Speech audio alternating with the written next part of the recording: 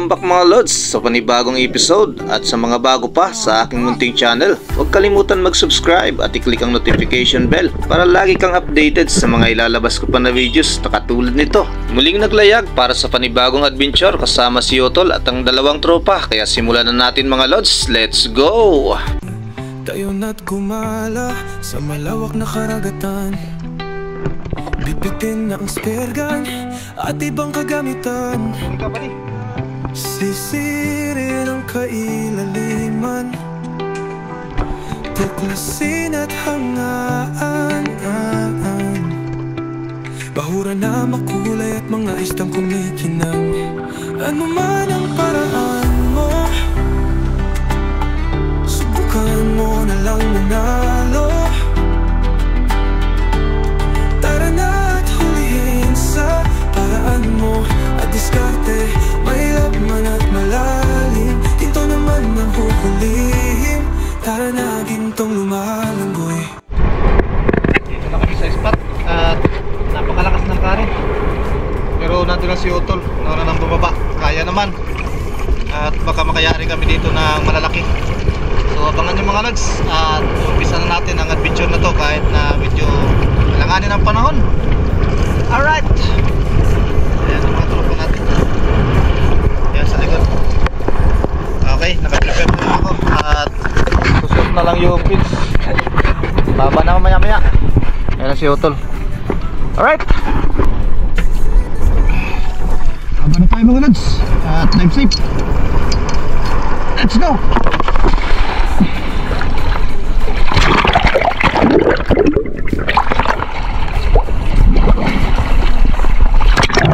Nakailang drop nga pala ako sa bahurang ito bago pa naibigay ang unang isda natin sa araw na ito. At ito na yun mga lods. Sa oras na yan, ganap na mag-aalas 11 na ng tanghali mga lods. Pero ito pa lang yung drop natin na binigyan tayo ng biyaya. Si Yotol nakayari na ng Golden Dot Trevally na halos 2 kilo na rin ang laki. Marami namang malalaki ang nagpakita sa akin pero napakalayo ng distansya kaya hindi natin matira. At dito nga ay muli tayong susubok at lalapat tayo sa bahurang ito. Kakahupa pa lang ng bagyo kaya ganito ang kulay ng tubig sa ilalim. Noong unang bumaba kami dito ay napakalinaw pa dahil malakas pa ang current. Pero ito ay nagbabago ng mga lods at pahinana kaya ganito na naging kulay ng tubig. At nang lumapat na nga tayo sa bahurang ito, sa unahan may napansin na kaagad ako na 2 longnose emperor. Malaki na yung isa. At yun na ang naging target natin sa araw na ito. Inantay ko pa ng ilang saglit mga lods bago tayo nakatira dito. At maya maya lang ay unti-unti nang lumalapit. Buong akala ko ay didiretso na ang isda sa paglapit. Pero ito mga lods ang nangyari. Nung ginalaw ko ang spear gun, agad naman itong bumalik kung saan sila nanggaling. Pero kaya pa naman ng hininga kaya inantay ko na ng ilang segundo pa.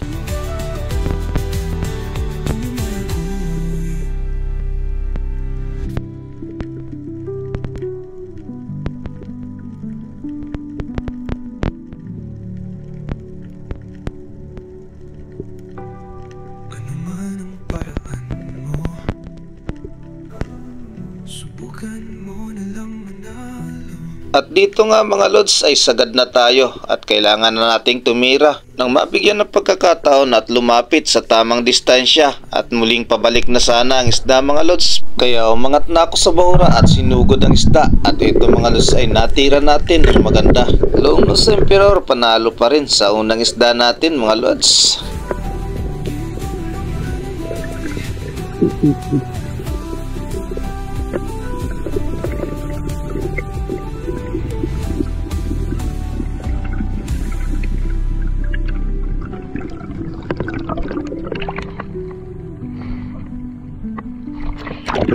At bago ko pa na-secure ang isda na to, si Yotol ay nasa taas na ng bangka at nagpapahinga na. Kaya nang maiangat ko ang isda na to at maituhog, dahan-dahan na rin ako pumunta ng bangka para makaakyat na at makapagpahinga.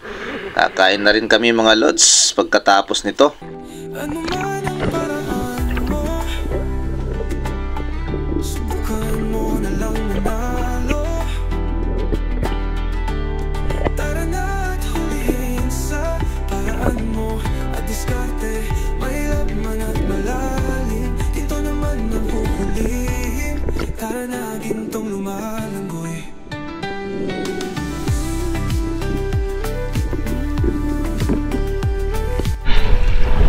Alright, at anaw na tres. Ano ba? Let's go! Safe.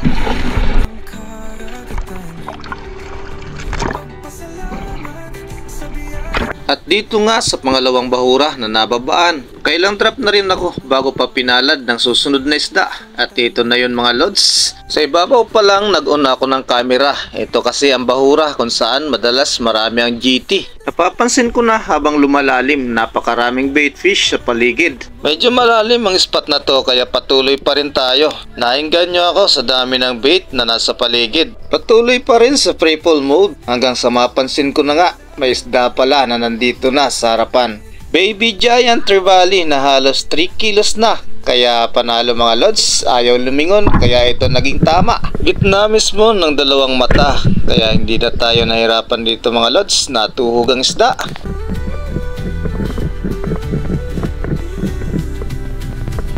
Piliin mo maging parehas ang paraan.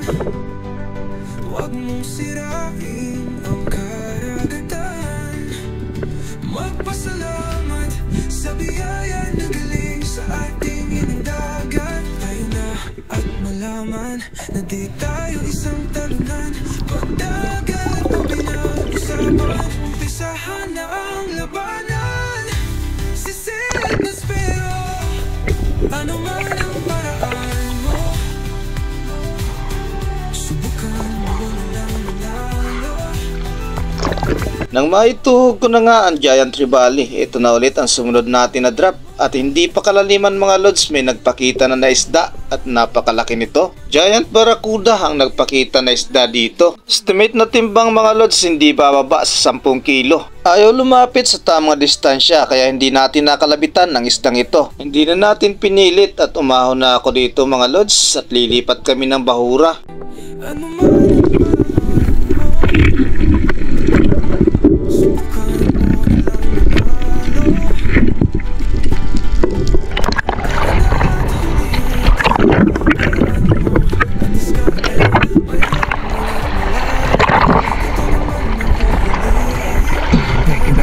Pahili.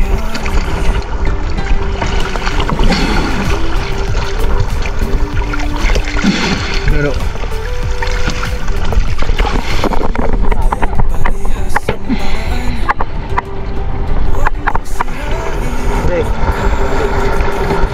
nanabugo na. Malinaw ko sa bag ko. Kung mga kaon tadi di nakita, malinaw ko ta.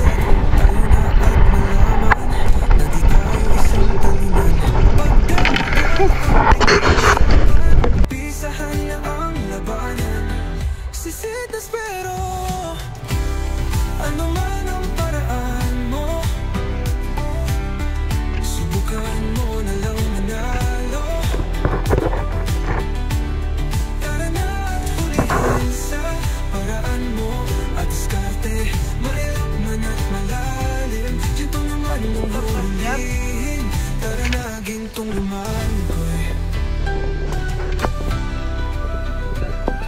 Ito na nga pala ang sumunod na drop natin sa mababaw na parte lang ng bahura. Malayo pa sa target na malaking crack, ginapang ko na para hindi kumabulabog ang isda.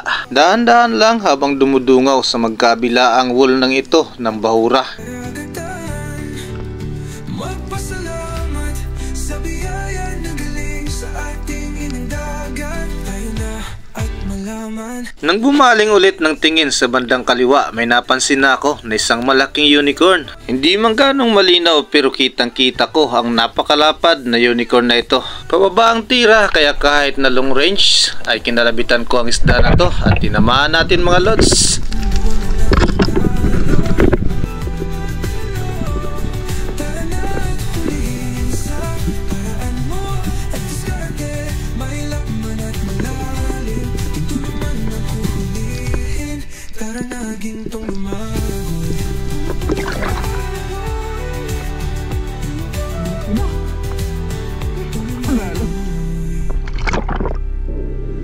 Napakakapal na blue span unicorn mga lods. Ang sarap ang ihaw nito.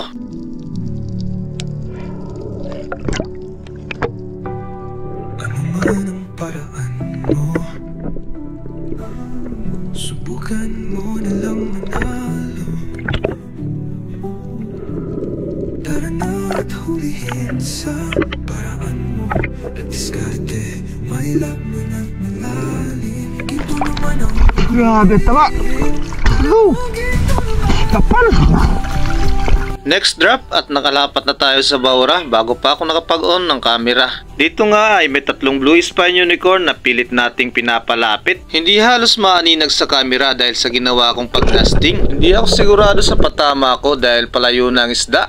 Pero dahil nga sa unicorn makunat ang balat kaya dito mga lods ay nasecure pa rin natin. Same size lang dun sa nauna nating nakuha na blue spine unicorn. Kaya ang dalawang piraso na itong mga lods ay umabot ng 4 na kilo. Kaya sobrang panalo. ano man ang paraan mo. Subukan mo na lang manalo. Tara na at hulihin sa paraan mo at diskarte. May laman at malalim. Ito naman ang hulihin. Tara na gintong lumalanggoy.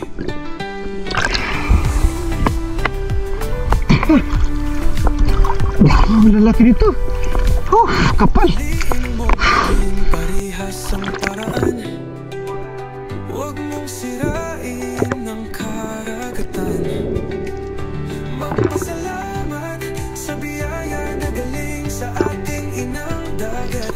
Tayo na at malaman na di tayo isang talunan. Pagdagat ang pinag-usapan, bisa ang labanan. Ha, pangalawa na. Ang lalaki siraan. Subukan mo na lang manalo. Tara na at hulihin sa paraan mo at diskarte. May laman at malalim. Dito naman ang hulihin. Tara na gintong lumalanggoy. At eto na ulit ang sumunod na pagsisid natin sa bahurang ito. Sinadya talaga namin ni Utol na puntahan ang malaking crack na ito at napakalalim. Napakalabo man ang tubig sa ibabaw na hanap pa rin namin ang malaking crack na ito. At dito nga mga lods, malayo pa lang nag-una ako ng camera. Madalas kasing pamahayan ng malalaking isda at ito na nga mga lods, malayo pa ako. Napansin ko na may kumintab. May jiting laman kaya excited na ako. Meron ding sweet lips sa may bandang kanan pero hindi natin pinansin mga lods at nakatutok na ako dito sa malalaking GT. Hindi pa kayang abutin kaya mas umabanti pa ako ng konti. At tama nga ang hinala ko, may mas pinakamalaki sa grupo. Tinutukan ko na nga ang isda na to pero nagkamali tayo ng tiyempo. Papalayo man ang target na isda, hinayaan ko muna. Segundo rin nang lumipas nang mapansin kong papabalik na nga ang pinakamalaki. Sa ganito kalapit na distansya kaya na nating tumira. Nagalangan nga lang ako sa isa na to biglang humarang sa target. Tuloy pa rin sa pag-abante kaya tumira na tayo mga lods. Headshot at wala ng buhay ang isda kaya mabilis na akong umahon dito. Kakatuwa talaga kapag ganito lagi ang patama sa isda. Hindi na rin tayo papahirapan kaya sobrang panalo talaga. Ayos mga lods. Ano man ang paraan mo, subukan mo na lang manalo. Ha! Hindi ka na kaya ang kakay riba. Lagi bago. Nakulay riba. Diskarte, malaman at malalim. Ginto naman ang huhulihin. Tara mo, ginto naman. Siguro ang patama. Woo! Ginto naman ang buhay.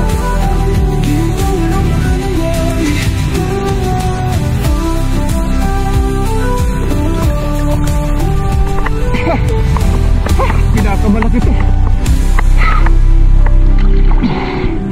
Isid si Utol, baka nandiyan pa yung iba.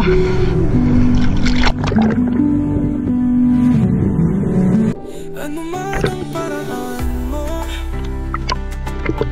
subukan mo na lang manalo. Ayos. Woo! Panalo. Malalim, ito naman ang huhulihin. Tara na gintong lumalanggoy.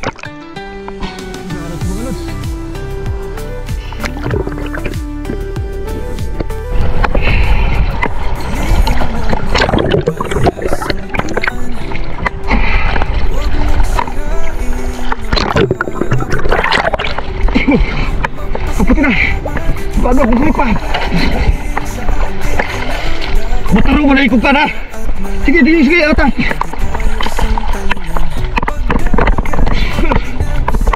Oh, bitis.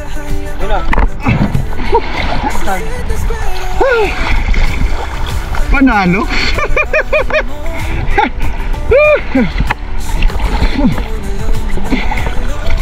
Nang mailagay sa bangka ang Giant Trevally, maaga pa naman kaya muli tayo nag-drop dito. Habang palapat sa bahura, may grupo ng Blue Spine Unicorn at sakto nga lang sa lalapatan natin na bahura, may nakaumbok at makakapagtago tayo para palapitin ang mga isda na to. Malayo pa ang distansya ng tatlong Blue Spine Unicorn kaya habang nag-aantay, tingin-tingin muna sa paligid. At sa pagbalik ng tingin sa Blue Spine Unicorn, naandyan na sila, unti-unti nang lumalapit. Kaya inantay na natin mga lods at lumapat ako ng gusto para makatago. Pwede na sanang tirahin ang isang ito pero may mas malaki sa tatlo. Kaya yon ang magiging target natin. At nandito na nga sila mga lods, unti-unti nang lumalapit sa tamang distansya. Pwede nating kalabitan ang isdang ito. Tamang tiyempo sa galaw ng isda kaya tinamaan natin. Isang panalong Blue Spine Unicorn ulit ang dagdag sa isda natin mga lods. Kaya ahon na tayo dito.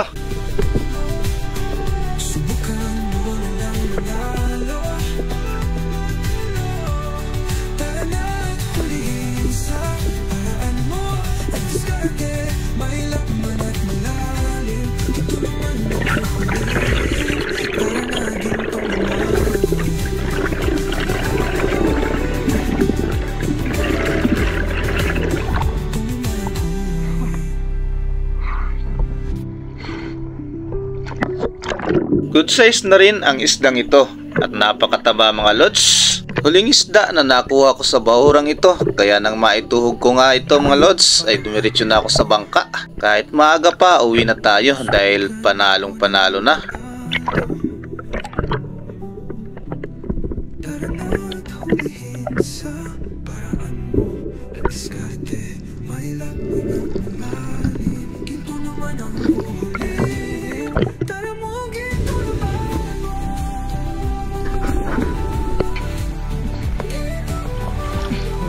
Laban.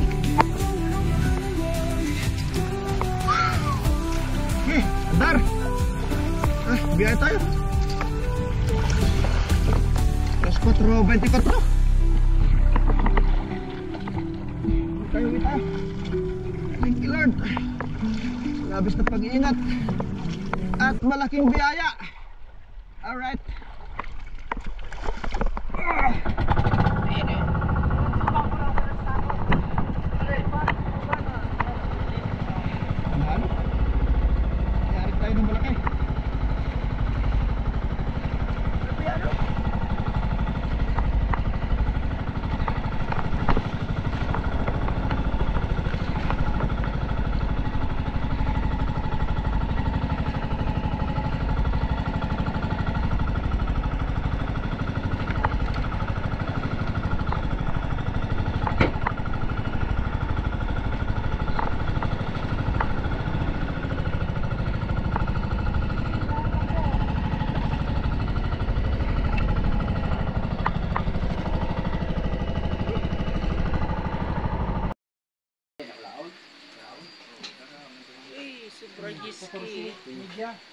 Pira? 14 14 ini ha? Ya, kuya, 15 ka pala ninyo. 15 kilos na. Buhay pa. 15. Pira na, 18. Tawagan na ito, takuanan mo yan.